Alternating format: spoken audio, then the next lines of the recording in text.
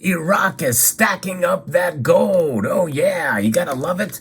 Iraq is making a move to get more gold into their reserves, and what they are doing, we should be doing as well. Always follow what the central banks do, not necessarily what they say. And this is an example here where the Iraqi central bank is making a pretty big move. Their reserves now have surpassed 132 tons, according to IraqiNews.com. The Central Bank of Iraq announced on last week that Iraq's gold reserves exceeded 132 tons, according to the Iraqi news agencies. A statement issued by the CBI mentioned that it recently purchased approximately 2.3 tons of gold, representing 1.79% of the bank's current holdings of this precious metal, for a total of 132.74 tons of gold. Now, folks, this is good. Now, remember, we've been seeing a record amount of gold being accumulated by central banks, the largest since 1967, in reports that I've covered on this channel numerous times with a video dedicated to that end. But nonetheless, this move here by Iraq and other nations is just an example of further moves into gold by many of these nations around the world. Why? Because they know that gold is the ultimate form of wealth and savings, and a protector against all things that could come geopolitically. Iraq, which has been a war-torn nation for years, is now coming into a form of stability, and it wants to protect itself in terms of its monetary stability as well. What better way than with gold? We've seen this in other nations as well, like Egypt and Zimbabwe and others. And Turkey is a nation I've talked about recently who, for the first time, really has kind of, they've used an agency in order to sell gold to their populace, which I think is a great thing. You know, would we do that ever here? Would we ever take our reserves and maybe have a way to be able to sell to the population? The only way we do that is through the U.S. Mint, through the gold bullion, which I think is definitely good, but that's a separate stockpile than what the Federal Reserve has. With the new purchase, the CBI preserved its 30th rank among countries with the largest gold reserves in the world, according to the statement. That is remarkable. Can you imagine? Iraq, a relatively small nation, but an important nation nonetheless, is 30th now in the rank among the countries with the largest gold reserves in the world. The purchase aims to increase the CBI's holdings of gold amid global economic and political conditions, the statement elaborated.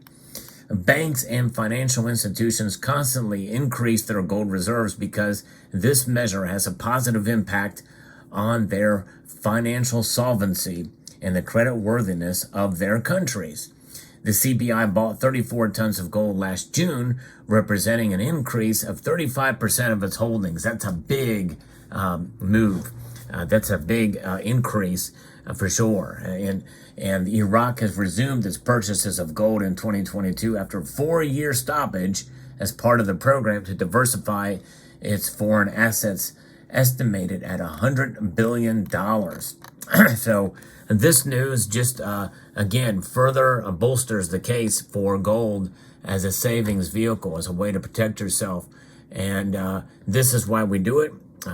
We hold gold in order to preserve our wealth. It has been proven time and time again as a monetary metal.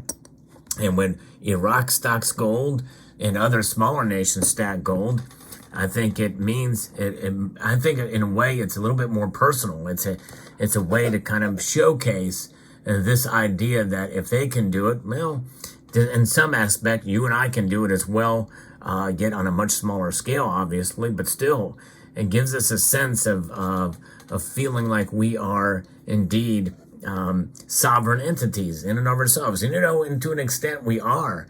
Individualism, I think, is a very important concept that in this day and age is a rather is a concept that most of those in control would like to abandon. But individuality, I think, is important. And one way to show that in a fiscal sense and in a monetary sense is to hold wealth outside of the financial institutions.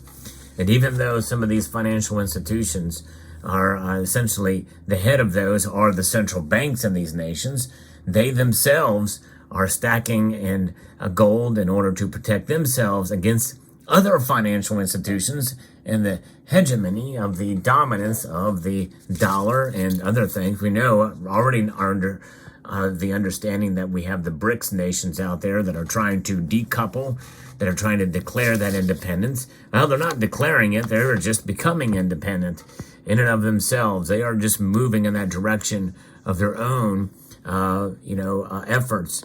And I think it's actions speak louder than words, and we're seeing it happen more and more.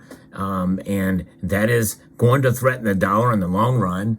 That threat will manifest itself further and further with each small step that these nations take.